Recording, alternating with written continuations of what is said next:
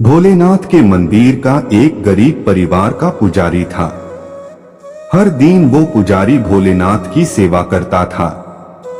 एक दिन पुजारी को प्रत्ति ने कहा, आज आप बहुत जल्दी घर आ गए हैं, क्या बात है, कहीं जाने वाले हैं क्या? तब पुजारी ने प्रत्ति को कहा कि आज मैं पास के गांव में हवन करने के लिए जाने वाला हूँ और मुझे घर आते हुए देर हो जाएगी।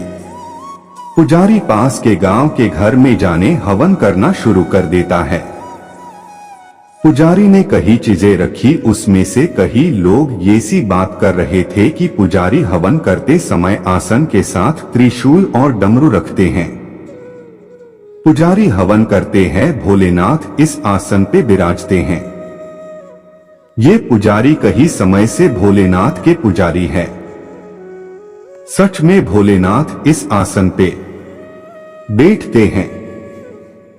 एक दिन पुजारी भोलेनाथ की भक्ति कर रहा था, तब कुछ लोग आए और पुजारी को कहा, आज हम देखने वाले हैं क्या तुम सच में पुजारी हो या थोंग कर रहे हो।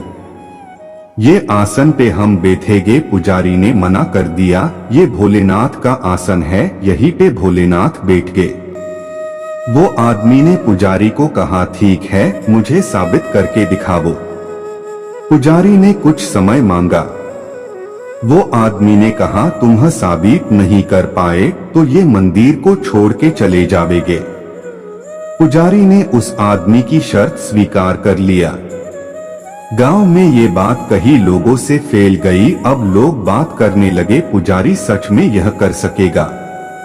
पुजारी कई समय से भोलेनाथ का भक्त है, इसलिए जरूर कर पाएगा।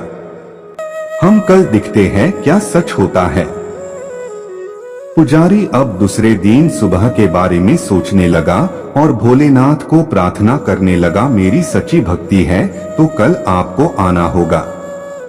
दूसरे दिन सुबह में वो आदमी पुजारी से पहले मंदिर में आ गया था। उस आदमी ने पुजारी को कहा, अब आपका हवन शुरू करो, हम भी देखते हैं क्या भोलेनाथ आते हैं क्या।